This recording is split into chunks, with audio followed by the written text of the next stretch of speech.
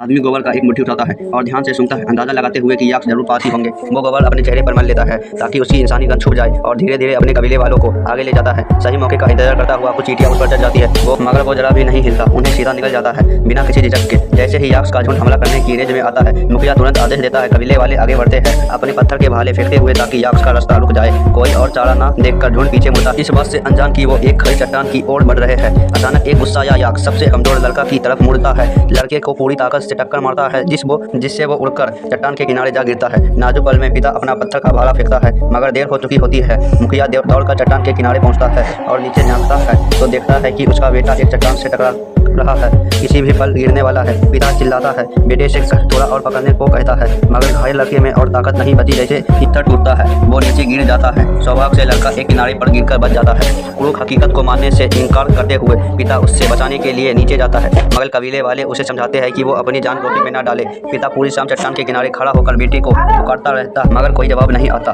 खाई को देखते हुए दुखी मुखिया को मजबूरन अपने शिकारे और कबीले को वापस ले जाना पड़ता है। कुछ अनजान समय के बाद लड़का एक गिर के कारण जगता है और खुद को एक खड़ी चट्टान पर पाता है। वो हताशा में अपने पिता को पुकारता है मगर कोई जवाब नहीं आता। उससे पता होता है कि अगर वो वापस बैठा रहा तो मौत निश्चित है, इसलिए वो नीचे चढ़ने की कोशिश करता है मगर जल्द ही तारे खत्म हो जाते हैं। वो एक दरार को कसकर पकड़ता है, बीच हवा में झूलता हुआ कहीं फंसा हुआ। तभी अचानक बारिश शुरू हो जाती है। लड़का अपनी जान बचाने के लिए मजबूती से पकड़ बनाए रखता है। ठंड और भूख महसूस करते हुए वो डर के मारे नीचे देखता है मगर देखता है कि चट्टान के नीचे बारिश का पानी इकट्ठा हो रहा है। वो एक साहसी फैसला लेता है। कुछ समय बाद लड़का होश में आता है। न सिर्फ प्यास और भूख बल्कि उसके ठोकने की हड्डी भी खिसक जा चुकी होती है।